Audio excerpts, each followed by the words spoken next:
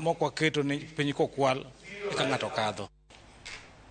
Nyithindo manyiri matindo mane ogamo remo kapod gin e sikul e kar chungo bura ma Lego Usonga e kaunti ma Siaya oyudo resruok kowuok kuom riwruok moro ma ok mar piny owacho kendo koro giyudo puonj makare e wi kaka ginyalo dhi mbele kod ngima margi tok nyuol. Joyce Oduor nigi ler mathoth. Gin rowere manyiri mane ok nyal dhi mbele kod somgi tok gamo remo kendo yudo nyithindo.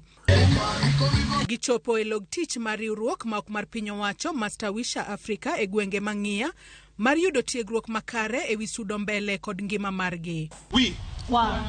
Gwenge gi rienya kendo pando midhiero magisekale tok gamo remo kapodi ne gin e skul.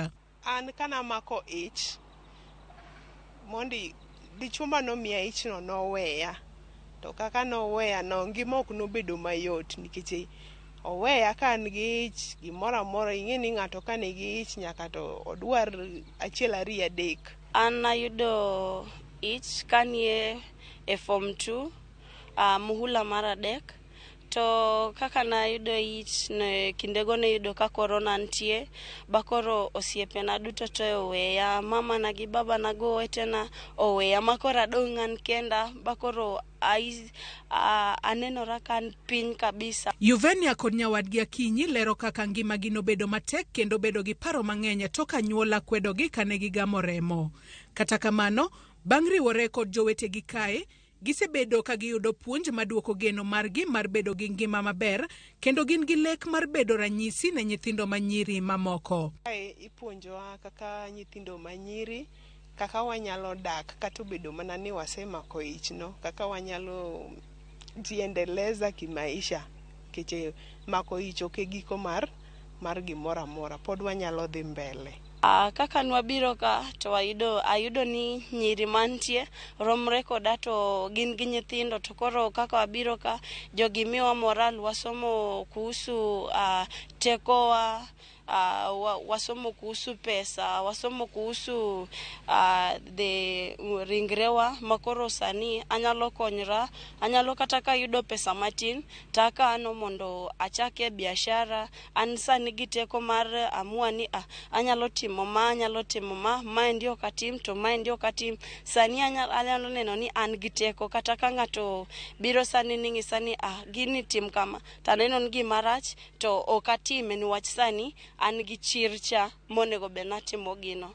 Jatend Stawisha Africa Dan Joshua Oduor wacho ni geno moketo e loko ngima nyithindo gi biro bedo gi ber kaluwore ni kwan nyithindo manyiri matindo manie kind higni 10 nyaka 19 magamo remo siko ka medore ka nonro mawuok ka migawo mar thieth yango ni nyithindo manyiri 45,724 nogamo remo e kind dwe mar 1 kod 2 higa mokadho maromre gi nyithindo manyiri 775 magamo remo pile ka pile. Wane harakati mar wuoyo kod joma nyirigi. Wawuoyo kodgi to gimomiyo wawuoyo kodgi en ma mondo mi wa boost their confidence kata wamigi mijing'o.